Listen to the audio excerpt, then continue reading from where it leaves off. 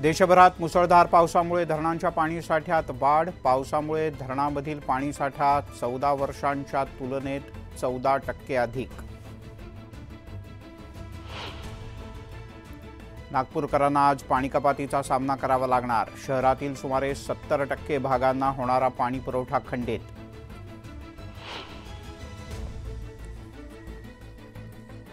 थकीत वीज बिलाच्या वसुलीसाठी महावितरणने कंबर कसली।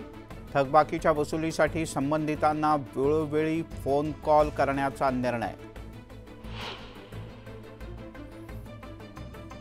धाराशिवमध्ये जिल्हाधिकारी कार्यालयाच्या समोर शेतकऱ्यांचं आमरण उपोषण।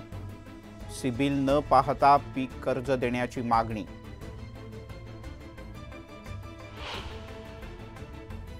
अंगणवाडी सेविकांचा आज राज्यव्यापी संपाचा इशारा। विविध मागण्यांसाठी अंगणवाडी सेविकांचं आझाद मैदानात आंदोलन।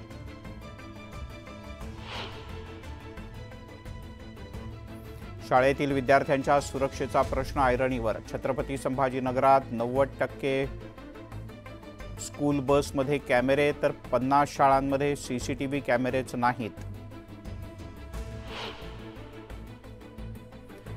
देशातील सुप्रीम कोर्टात आता 10वी पास उमेदवारालाही काम करण्याची संधी। कनिष्ठ न्यायालय परिचर पदासाठी भरती होणार।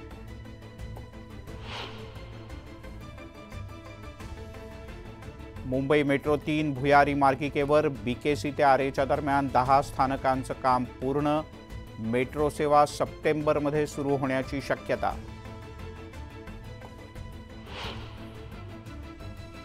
महाराष्ट्र लोकसेवा आयोगाकडून येत्या 25 ऑगस्टला महाराष्ट्र राज्यपत्रित नागरी सेवा संयुक्त पूर्व परीक्षेचं आयोजन।